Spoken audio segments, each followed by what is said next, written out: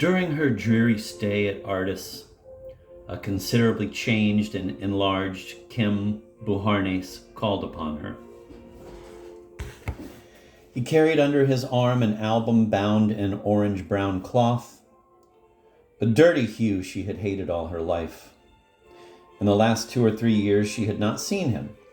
The light-footed, lean lad with the sallow complexion had become a dusky colossus, vaguely resembling a Janizary in some exotic opera, stomping in to announce an invasion or an execution. Uncle Dan, who just then was being wheeled out by his handsome and haughty nurse into the garden, where coppery and blood-red leaves were falling, clamored to be given the big book, but Kim said, perhaps later, and joined Arter in the reception corner of the hall. He had brought her a present, a collection of photographs he had taken in the good old days. He had been hoping the good old days would resume their course, but since he understood that Monsieur votre cousin, he spoke a thick Creole, thinking that its use in solemn circumstances would be more proper than his everyday Lador English, was not expected to revisit the castle soon, and thus help bring the album up to date. The best procedure pour tous les cernés, the shadowed ones, the encircled rather than concerned, might be for her to keep or destroy and forget so as not to hurt anybody. The illustrated document now in her pretty hands. Wincing angrily at the jolies, Arter opened the album at one of its maroon markers meaningly inserted here and there, glanced once, reclicked the clasp, handed the grinning blackmailer a $1,000 note that she happened to have in her bag, summoned Boutelan and told him to throw Kim out. The mud-colored scrapbook remained on a chair under her Spanish shawl. With a shuffling kick, the old retainer expelled a swamp tulip leaf swept in by the draft and closed the front door again. Mademoiselle n'aurait jamais dû recevoir ce gredin, he grumbled on his way back through the hall. That's just what I was on the point of observing, said Van, when Arter had finished relating the nasty incident. Were the photos pretty filthy? Ach, exhaled Arter. That money might have furthered a worthier cause. Home for blind colts or aging ashettes. Odd you're saying that. Why? Never mind. Anyway, the beastly thing is now safe. I had to pay for it lest he show poor Marina pictures of Van seducing his little cousin Arter, which would have been bad enough. Actually, as a hawk of genius, he may have suspected the whole truth.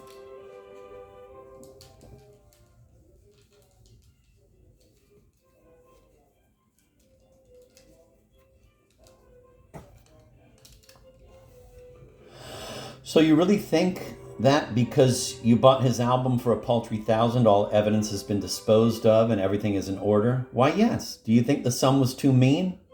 I might send him more. I know where to reach him. He lectures, if you please, on the art of shooting life at the School of Photography in Calugano. Good place for shooting, said Van. So you're quite sure you own the beastly thing? Of course I do. It's with me, at the bottom of that trunk. I'll show it to you in a moment. Tell me, my love, what was your so-called IQ when we first met? 200 and something, a sensational figure. Well, by now it has shrunk rather badly. Peking Kim has kept all the negatives plus lots of pictures he will paste or post later. Would you say it has dropped to Cordelia's level? Lower. Now let's look at those snapshots before settling his monthly salary. The first item in the Evil series had projected one of Van's initial impressions of Artis Manor at an angle that differed from that of his own recollection. Its area lay between the shadow of a caleche darkening the gravel. Its area lay between the shadow of a caleche darkening the gravel and the white step of a pillated porch shining in the sun.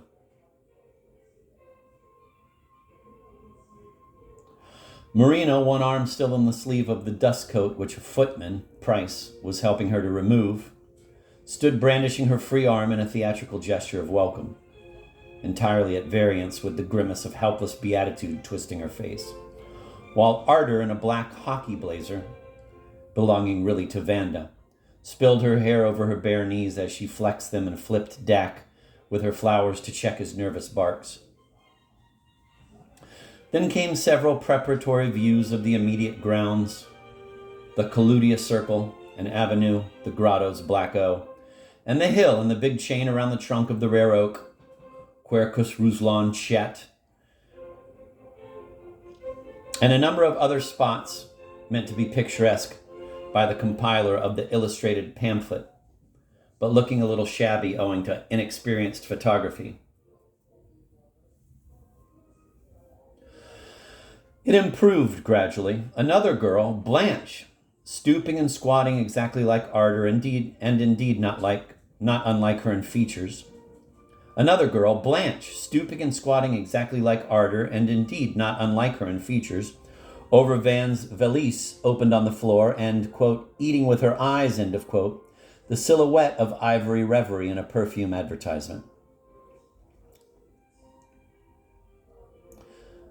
Then the cross and the shade of boughs above the grave of Marina's dear housekeeper, Anna Pimenovna Nepraslinov, 1797 to 1883. Let's skip nature shots of skunk-like squirrels, of a striped fish in a bubble tank, of a canary in its pretty prison. A photograph of an oval painting considerably diminished portrayed Princess Sofia Zemsky as she was at 20 in 1775 with her two children, Marina's grandfather born in 1772 and Demon's grandmother born in 1773. I don't seem to remember it, said Van. Where did it hang? In Marina's boudoir. And do you know who this bum in the frock coat is? Looks to me like a poor print cut out of a magazine. Who's he? Sumarechnikov. He took sumerographs of Uncle Vanya years ago. The twilight before the Lumieres. Hey, and here's Alonzo, the swimming pool expert. I met his sweet, sad daughter at a Cyprian party. She felt and smelt and melted like you. The strong charm of coincidence. I'm not interested. Now comes a little boy. Strasty. Ivan Dementievich, said Van, greeting his 14-year-old self. Shirtless in shorts, aiming a conical missile at the marble 4 image of a Crimean girl doomed to offer an everlasting draught of marble water to a dying Marine from her bullet-chipped jar.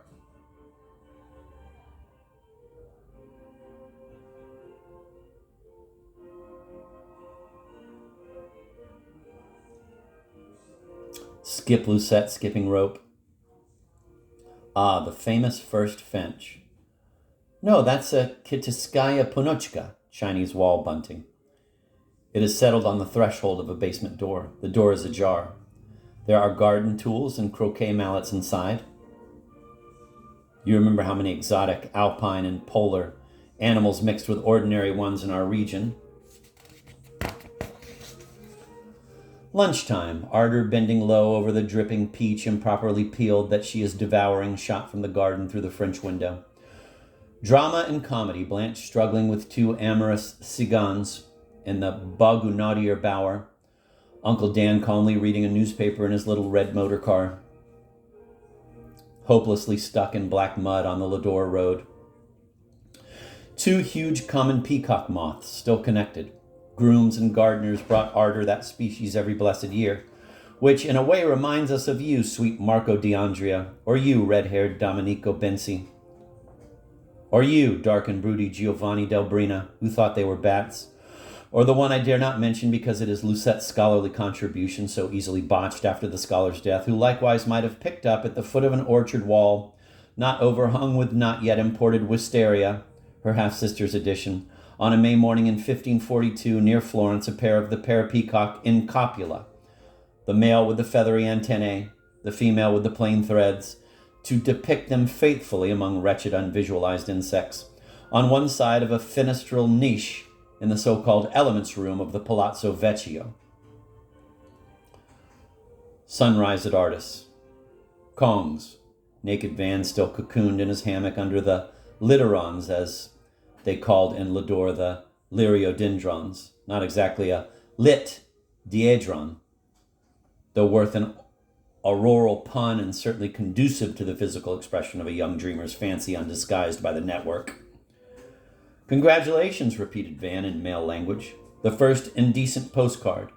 Boo Horny, no doubt, has a blown-up copy in his private stock.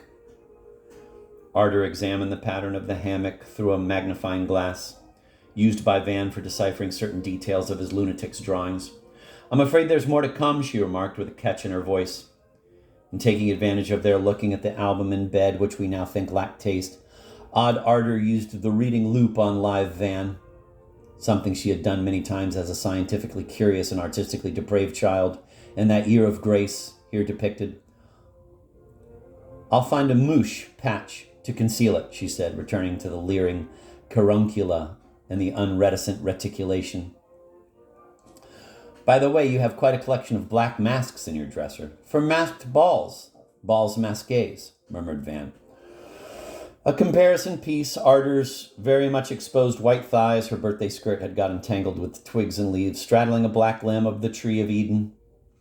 Thereafter, several shots of the 1884 picnic, such as Arter and Grace dancing a Lyaskin fling, and reversed Van nibbling at pine starworts. Conjectural identification. That's finished, said Van. A precious sinistral sinew has stopped functioning. I can still fence and deliver a fine punch, but hand-walking is out. You shall not sniffle, Arter. Arter is not going to sniffle and wail. King Wing says that the great Veccello turned back into an ordinary Shelevec at the age I'm now. So everything is perfectly normal. Drunken Ben Wright trying to rape Blanche in the Muse. She has quite a big part in this farrago. He's done nothing of the sort. You see quite well they are dancing. It's like the Beast and the Belle at the ball, where Cinderella loses her garter and the prince his beautiful codpiece of glass. You can also make out Mr. Ward and Mrs. French in a Bruegelish Kimbo, peasant prance. At the farther end of the hall, all those rural rapes in our parts have been grossly exaggerated. The allures. It was Mr. Ben Wright's last petard at Artis. Arter on the balcony, photographed by our acrobatic voyeur from the roof edge, drawing one of her favorite flowers, a Lador satyrion, silky-haired, fleshy, erect. Van thought he recalled that particular sunny evening, the excitement, the softness, and some casual words she had muttered in connection with an inane botanical comment of his. My flower opens only at dusk. The one she was moistly mauving.